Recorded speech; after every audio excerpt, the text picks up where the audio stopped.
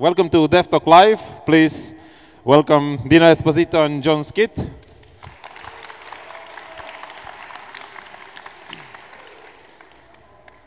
And we talked for a while what will be the topic of our podcast, live podcast. And we agreed that you might be a little tired of all this technology talk, and you have another portion coming up tomorrow. So we decided to talk all on trousers. Just 45 minutes about trousers. Or yes. Shoes, or you know. Sounds good to me. Yeah. Okay. My first question to you would be to maybe describe yourself using some technical words. Oh, you mean like I feel like a robot or something? What technical adjective fits your personality? Oh, well, the adjective that comes to mind is describes an attribute I don't have. I'm not scalable. And this is, I mean, why not scalable? My son is 18 years old, so he's in the perfect age to criticize everybody, especially parents. And he said to me, "Dad, I took a look at your business, the way you work, what you do, and you can do much more in terms of money, in terms of business. You can gain a lot more than you do, so I can spend a lot more than I do." That was the point. And he said, "The way you do your activity is not, I was looking for, is not scalable." And then that made me thinking about that. And actually, I think I kind of agree, because everything I do, from writing articles, books, webinars, speaking, training, whatever I do, is valuable because it's done by me. So I cannot hire, given the current organization of my business, I cannot hire anybody to help. Maybe I can have a secretary, I can have someone to book my flights, maybe pay my bills, but no kind of technical thing I do can reasonably be outsourced to anybody else, and that makes me not scalable at all. Okay. How about you? Okay, so not so much a technical term, but a term that is used within technological discussions. Overhyped, I would say. People seem to have the wrong idea about what I'm likely to know things about, or how likely I am to give the right answer about things, or crystal balls. Hyped? Hyped. Okay. Yeah. If you wanted a more actually technical thing, mutable. So, you know, I've certainly been changing the last couple of years, as you know, some of you are probably bored of hearing about now. I've become a fairly ardent feminist, and that's been a real, eye-opener, and I look at the world in a different way, and who knows how I'll look at the world in 2 years' time. That's because you talk about immutability a lot in software, but you describe yourself Absolutely, as mutable. Yes. Objects should be immutable. People should definitely be mutable. Absolutely, I agree. I cannot agree more. Yeah, I would describe myself as asynchronous, because I often hear something and I return with the reply 2 days later. Okay, so that you call this asynchronous? I call this to be lazy or lazy? Lame or No, something I'm not. else. Surely that should have been, I think I'm asynchronous. I'll tell you why later on. Okay, we are all developers here, and I have a question to you both.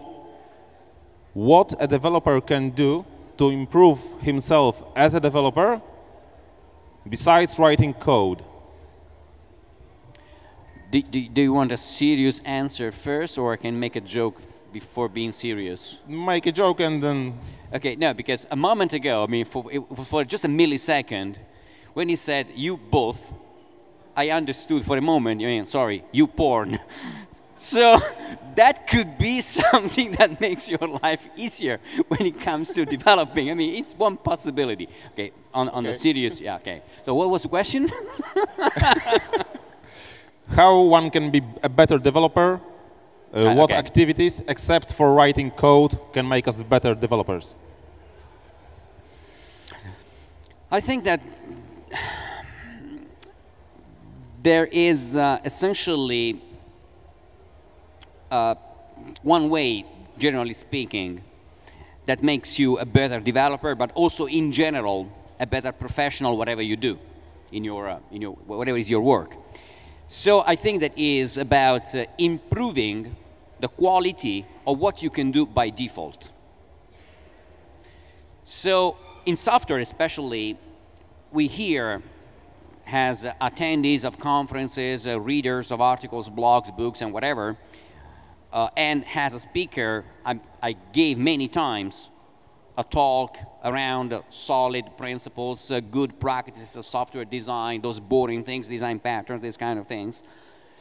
And the point is, the value of those things, I mean, is not much attending a lecture, trying to apply those things, and being scared of every single line of code you write, whether or not it satisfies, fulfills a given design pattern that some expert talked to you about. It's about making those things part of yourself, your body, your software body, so that every time you start doing some things, those things are done having those principles incorporated, and you do some things right the first time. And this is essentially a path that in life takes you to, to becoming over time better and better. And when you go beyond a certain time of your life, wiser and wiser, or older. No, not to say older, basically. Okay, thanks. Okay, I'm going to turn around a bit because I'm very conscious that I can only see like a third of the people. So everything Dino said sounds good to me. I could give pat answers about reading blog posts and read code as well as writing code and things. But instead, let me just take a little poll. How many of you write APIs or libraries or something that other people consume? Okay, a few. How many of you write web applications? Okay, quite a few. How many of you write questions or answers on Stack Overflow? Quite a few. Right, these all have one thing in common. Can anyone tell me what it is? Well, it's writing something. Yeah, it's other people. So when you write an API, someone else is going to consume it. When you write a web page, someone else is going to use it. When you write a question or answer, someone else is going to read it. I think we would be best served as software engineers spending a bit more time trying to put ourselves in the shoes of the other people. I told you we would talk about shoes.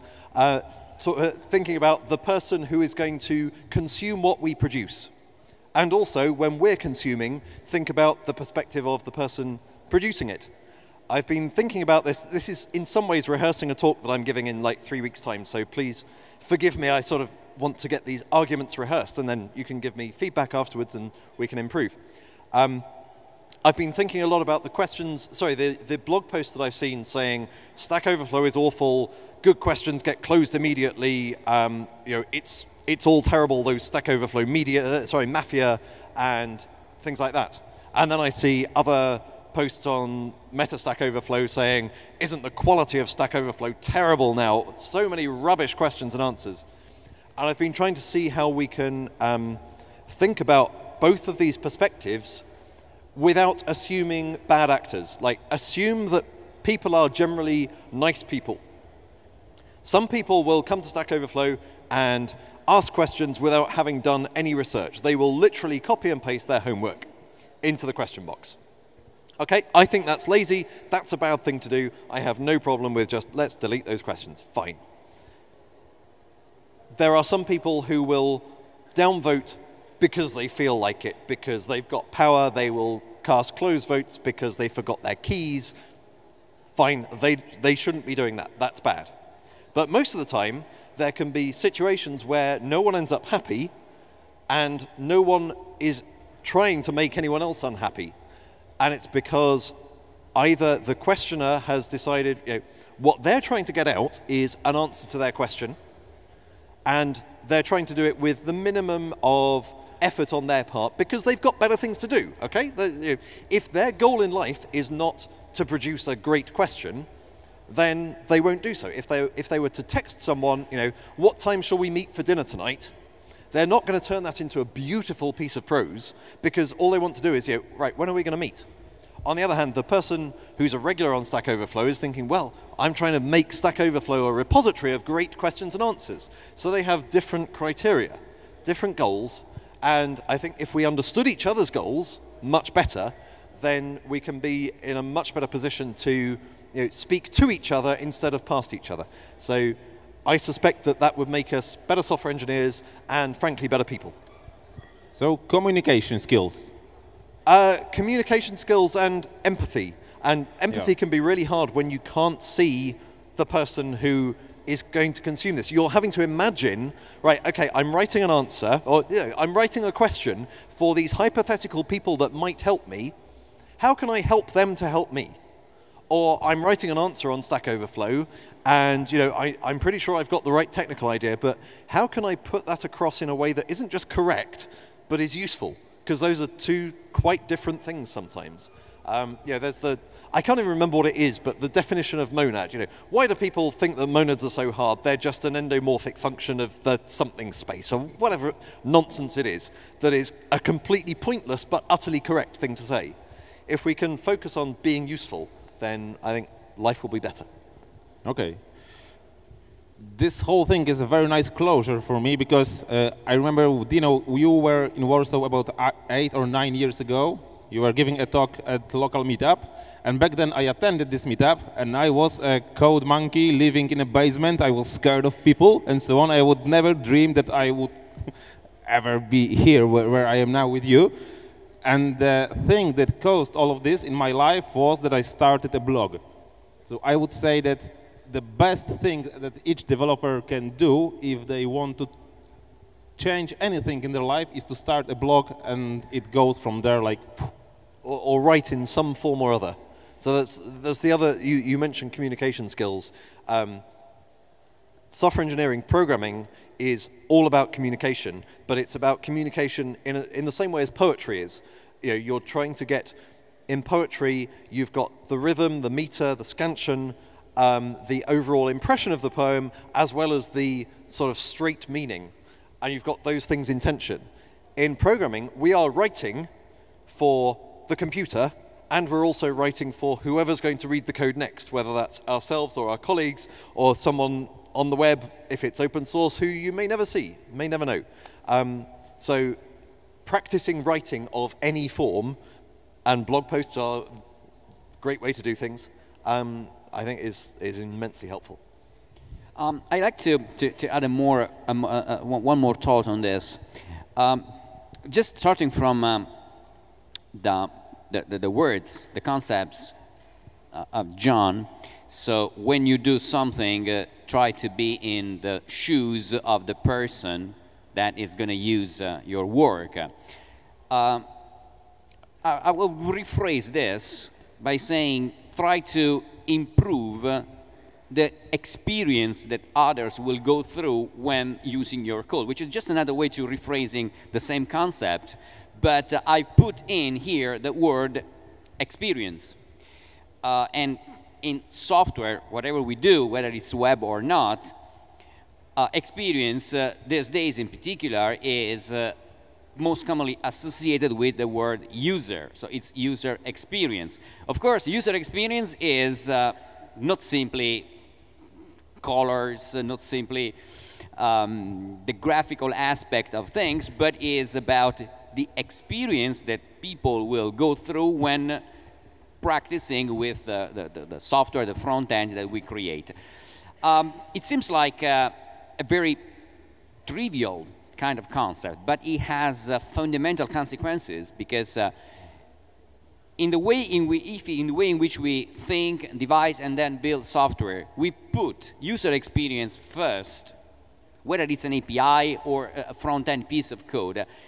That will make us better developers because we are automatically able to produce something that will give a better experience to our users.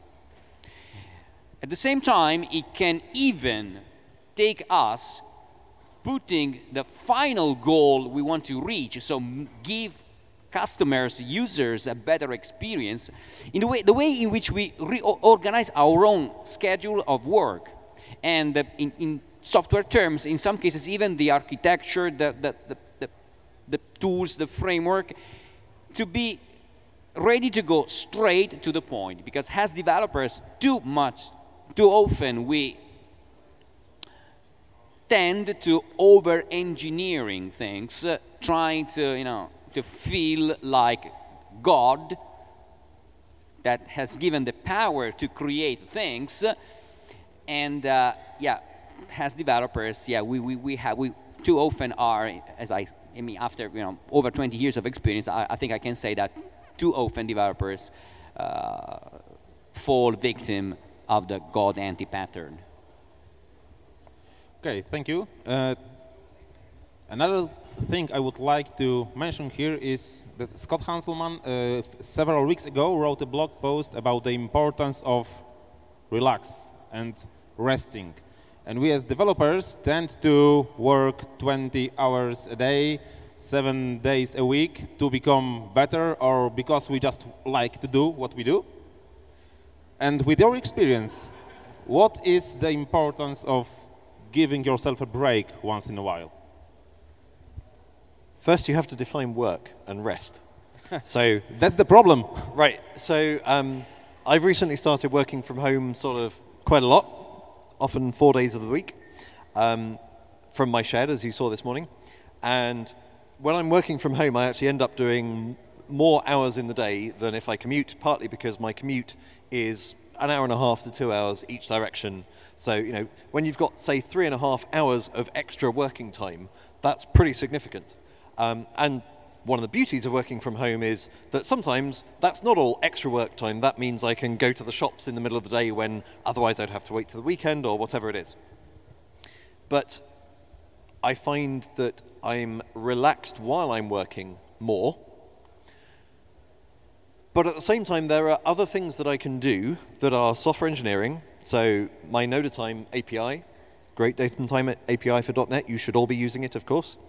Does that count as work? It's sometimes stressful, trying to work out a bug in time zones yet again. There's all kinds of potential stresses, but equally, it is overall a very satisfying and enjoyable experience. But then work is also an enjoyable and satisfying experience. And I think it is important to draw a line between the two and know that when I'm doing work for Google, then I've kind of got to get it done. If I'm feeling exhausted and I'm not going to be productive for the rest of the day, and it's 2 o'clock in the afternoon, I can say, right, okay, I'm just going to call it a day. If I haven't got meetings or whatever, I'll call it a day and then put in the hours another time. And Google's flexible enough. If I get the work done, that's fine. But it is easy to feel sometimes that the community owns you when it comes to open source or even Stack Overflow, whatever it is.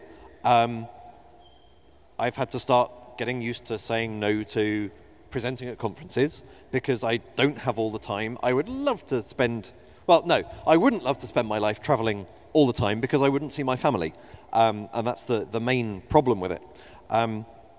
But you do need downtime, and I think as well as downtime that is related to your day job, I think everyone could do with some downtime that's genuinely something completely different. And you don't have to go up to mountains or whatever. If it's slobbing in front of the TV, then that's fine. My wife and I tend to sit and watch TV for an hour every night. And it is largely just brain off time. We enjoy, these days there is fabulous TV on, much better than 20 years ago, by far. So it's not strictly brain switched off, but it's mentally recovering from the day. And I certainly find if I try, I see I've got a comment from Stack Overflow, I'll just reply to that. Oh, there's another question, I could just answer that. I don't get as, even though that's relaxing hobby type stuff, I don't get as disengaged and as good a night's sleep. So yeah, trying to disengage from software engineering entirely for some of the time, whilst at other times having fun in a non-work environment is all good. Yeah, brains About you. off is the key word as I say things. In general, I think that our body tells us when it's the time to stop, to relax. So we fall asleep at the end of the day because our body says it's about time we get some physical rest. Disengaging, just to use Jon's words, from software engineering is the same as falling asleep. Personally, I think that it's my body to tell me when it's time to stop, and it could be within the day, it could be within the week, could be even within the year. Recently, in June, mid-June, I got back from a business trip. I had no other business trip starting shortly, and all of a sudden, the Monday morning, I figured out I was completely unable to do any software-related work. And that condition lasted for over 2 weeks. In those 2 weeks, I was lucky enough that I had no incoming deadlines at that time. So I did only the bare minimum I had to do. And for the most part, I just did gardening or played tennis or just I took care of myself for over 2 weeks. You can call this vacation. No, vacation is another thing. Vacation is something totally different. But I was not able to produce anything. And my body started reacting after a couple of weeks, but slowly. So it took me essentially a month to be back to the physical and mental condition for doing software-related work that I was before. It's you accumulate stress, mental stress, and you have to disengage. And when you disengage, whatever that makes you happy and relaxed works. Watching TV, reading, whatever. You may find that surprising, but it's totally true. I haven't read any technical book for over 7 years. It's 7 years. No, not even my books. I mean, no C#, no architecture, nothing. Just fiction and narrative books. Period. So now I'm going to put a load of insults in C# in depth, knowing that Dino's never going to read it. It'll be fine. I would say that, Dino, when you say, your body tells you because you start falling asleep, that's in the best case.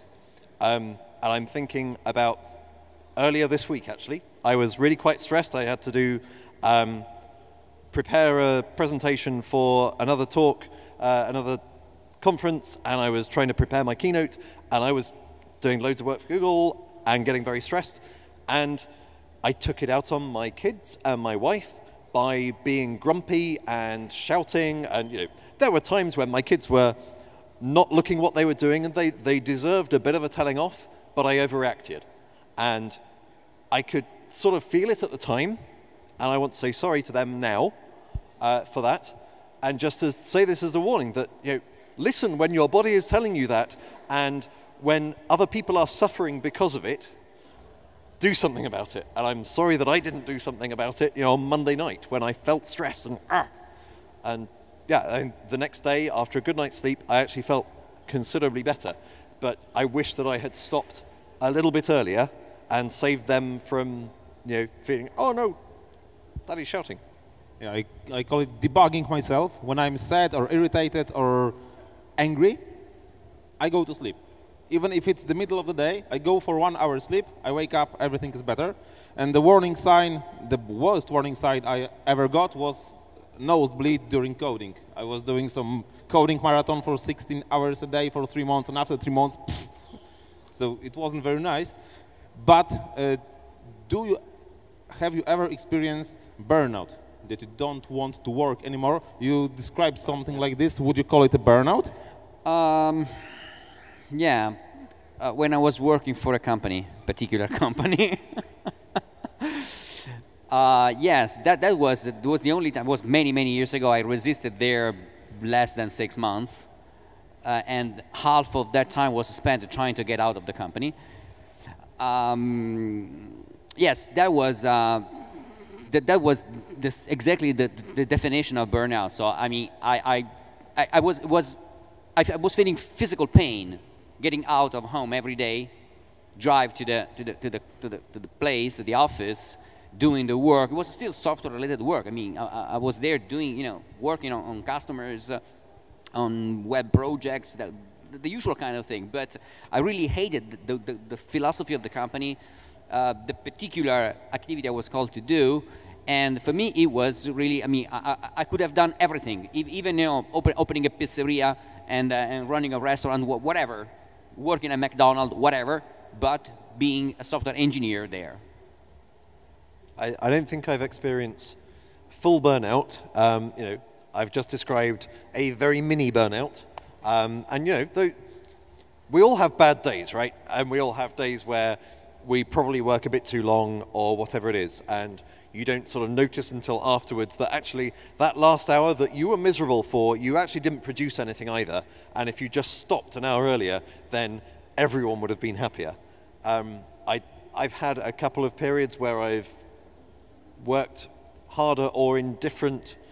There was a time when I got into the office significantly before anyone else, which meant getting up even more in the dark than I do now. And I think my health suffered a little bit. And it was entirely self-imposed. And fortunately, it was only for a few weeks, and I was able to just stop after that and got significantly better. But other people had noticed, look, you're looking really tired, you need to sort out what's going on. But that's not nearly, certainly the stories I hear from the games industry around horrific deadlines and just stuff that I don't even want to imagine. I feel very, very privileged in so many ways, but in terms of just software engineering in general, I was having a discussion earlier on with maybe some of you, but out while we were having dinner, about there are very few professions that people work 9 to 5 doing something and then go home and do the same thing for fun for another few hours of the evening and then at the weekends. And not every software engineer does that, but probably a good proportion of the ones who also come to conferences do, and probably a higher proportion than do that sort of thing for other industries. So we do something that we clearly love. We are very well paid for it. And it is mostly physically non-taxing. But even so, I would really hate, I've been very lucky in the jobs I've had have always been with considerate employers who would not ask me to do 16-hour days, or may ask me to work 16 hours for one day and then say, right, and now I'm telling you, you've got to take tomorrow off. Whatever it is, I can be flexible, they can be flexible, it's all good. I just can't imagine being in the 2-month 16-hour day. No, that's just don't do it. If someone else tries to, if someone else tries to put you into that situation, for your own sake, get out of it. And if everyone in the industry takes that attitude, then they're not going to have anyone that they can put under that pressure anymore. Now that's coming from a position of privilege where I can get out of it. I realize not everyone has all the choices, but it's at least worth trying. Resist the temptation to overwork yourself. You both are seen as productive people. Do you have any, morning routines or any productive methodologies that you use in your daily lives? What makes you do the things that you do, not less? I have a shave. Seriously, it's one of the things I find most disconcerting about traveling. If I travel to the US, so if I end up 8 hours behind, then I'll end up going maybe 32 hours without shaving. And by that time, I feel I can't do anything. I feel awful. I suspect if I grew a beard and it was just the norm, it would be fine. But I'm used to being fairly smooth shaven. So I feel in the morning, literally, when I have got up and had a shave, I feel ready for the day. And then I go out to my shed and enjoy myself. No, I think I have no special practice I can think that makes my day better or worse, except the exact things I'm expected to do the particular day. And lately I feel really happy and relaxed if I know that I have to spend the day coding. Yep. That, I mean, I wake up in the morning and say, oh, I have a full day of coding in front ahead of me. Wow, that's great. Okay, that's awesome. So you were talking about coding, and earlier you said that programmers are a little gods, something like that. What do you think about teaching kids to code? Do you have any opinions on that? I do. I have an opinion, and I also have some concrete experience. In general, we are already, and even more in the future, well, if you allow me the joke, unless Donald Trump got elected, because in that case we don't know what can happen to the entire humanity and mankind. But except for that, I mean, we live, and we even more live in the future, in a world that is full of software. Nearly everything we do is, and will be even more based on software.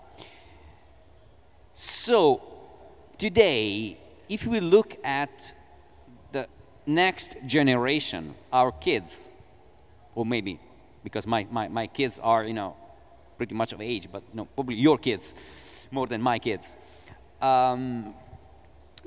Thinking of a world in which only a small fraction of people can handle software scares me. So in this regard, I do encourage, schools, politics in countries to make code not something just for geeks, but for everybody, much the same way in which is recognized as important to be able to speak foreign languages or to even write and using basic mathematics. This said, it's still a matter of attitude. I mean, today is essentially a matter of attitude. I had no trouble at all teaching programming to my son when he was 11 years old. He is 18 years old now, and he makes his own money writing mobile applications. So he made a sort of a career in that. So he could be hired by any company doing mobile development, no matter the age.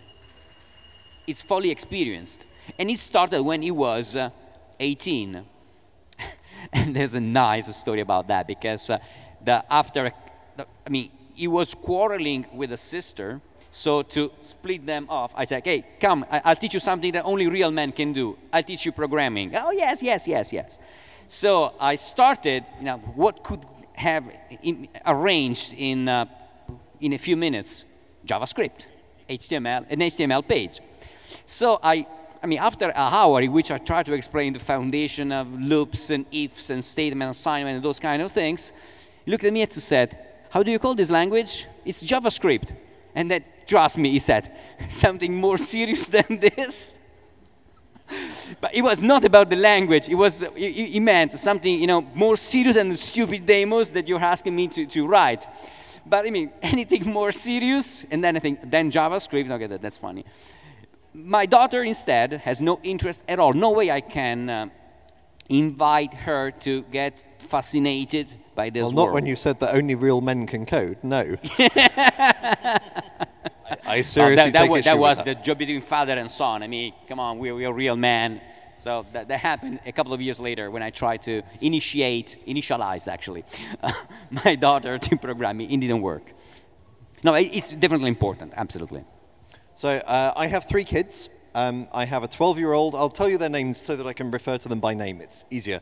So I have a 12-year-old called Tom and 10-year-olds called Robin and William. And I started to teach Tom a little bit of Scratch when he was probably 6 or 7 or something. And back then, I used to go swimming with Robin and William on a Saturday morning. And they got to a certain stage and they graduated through one class, and the next class was at an inconvenient time. They weren't interested in learning how to swim any further. They were safe swimmers. That's all I ask of swimming, that they can go into the sea, they can go into a pool, they will be safe without adult supervision beyond, us watching from the beach. Great. So my wife and I are talking about what we're going to do, and she said, right, well, I'm fine with them dropping swimming, but I would like them to spend some more time, ideally with you, doing something. I said, okay, let's see if we can start a little coding club at home on Saturday mornings. And I have another friend who has twins, Max and Zach, who are 11, I think. They're sort of between Tom and Robin and William. So we thought, right, we'll get them over as well, and we can have the 5 kids sitting around the dining room table, and they can all learn coding together. And we tried this for about 3 months, probably. And by and large, I would say it was a miserable failure. So I was trying to teach mostly Python, and I was trying to teach it in a fun way, as fun as I could think of, but teaching things properly and giving things the right names and stuff to start with, and they clearly weren't engaged.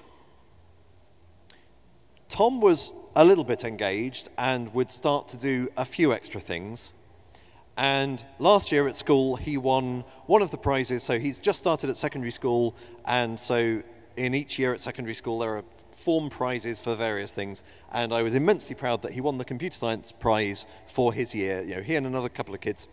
And that was nothing to do with, I hadn't tried to teach him Python for a good couple of years, but he had become sufficiently interested on his own.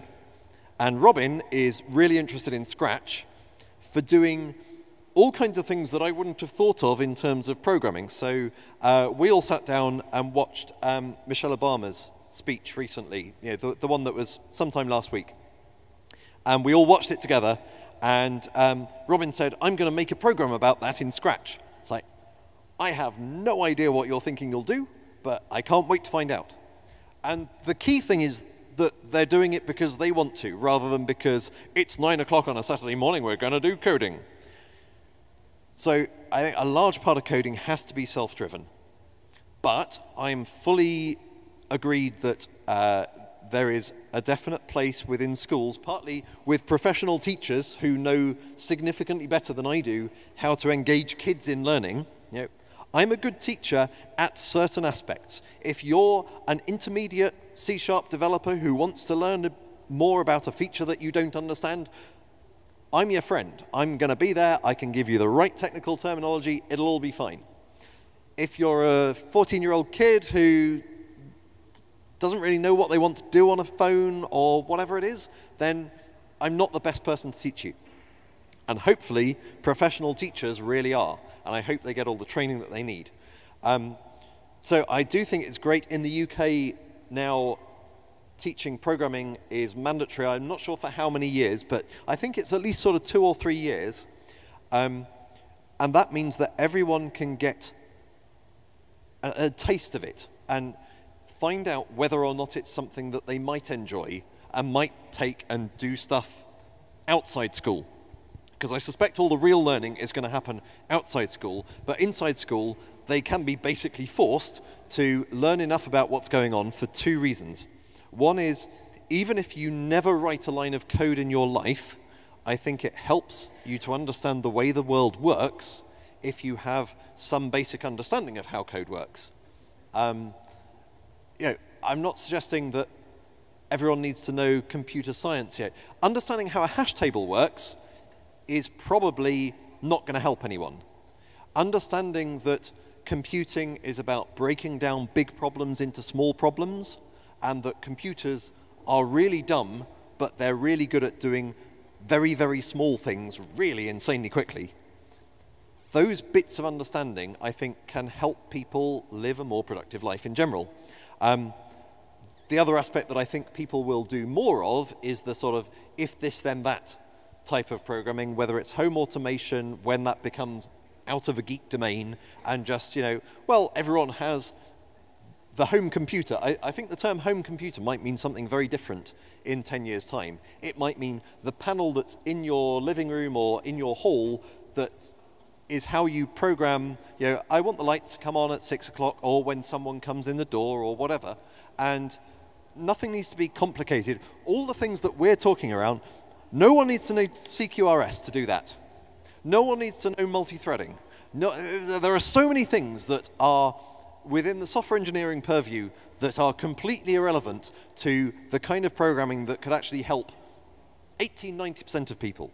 So that's one aspect where it's useful. The other is, sort of goes back to what you were saying, your daughter has no interest. And this again goes back to what we were discussing outside. I have no doubt that she has no interest. I surmise that part of that lack of interest may be because society has bombarded her with messages since she was born that this is a geek thing to do. Now, maybe if she viewed women as likely to go into software engineering as men, still she may have no interest. Okay, there are plenty of things where I can see women and men doing the same kind of things, and I have no interest. Okay, I'm delighted to see that women's football is coming on. I don't want to be a footballer. I never have wanted to be a footballer. Any representation you give me is not going to make me want to do more football. But I do think that we're stacking the odds against women at the moment. So if software engineering can be well taught in school so that everyone gets a chance to feel what it's like to create something in a way that's different from creating a story, it's a story that can create itself. It's a story that can be different every time. Do you have any idea how lucky we are to do what we do? We are creative in a way that no one else is. Other people are creative in ways that no one else is as well, in different fields. But there is something that I find magical about software engineering, and I'm so glad that I was given the opportunity when I was younger, and that I didn't have the messages saying, you know, even if you have to do this, you should then put it down as quickly as you can. So I hope that it will improve diversity. I hope that it will improve the chances of the next awesome thing coming out of someone who would otherwise not have thought to type in anything. Sorry, rant over again. Awesome. Okay, thank you. It's 9:30. We must not go past 9:30. This was the only directive that I got today. So thank you very much. Hey, thank you. Yeah. Thank you, guys. And thank you all. Thank you.